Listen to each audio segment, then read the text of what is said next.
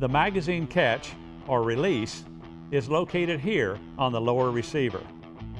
You'll want to use some masking tape to protect the finish in case something slips during installation.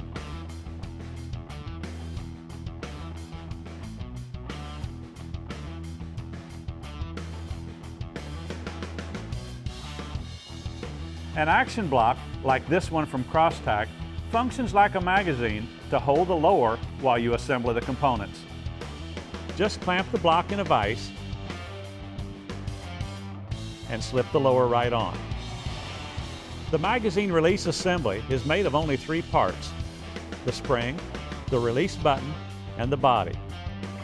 Lubricate the spring first and place it on the right side of the receiver. The release button is installed next, with the serrated side facing out. Simply oil the threads on the catch and insert the release button in the right side of the receiver on top of the spring. The secret to installing the release body is this wooden dowel rod.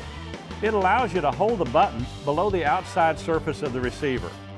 Place the part partially into the receiver and turn the body with your fingers, engaging the screw threads. The end of the screw should be flush with the outside surface of the button. Now, the magazine release secures the lower to the action block just like it holds the magazine.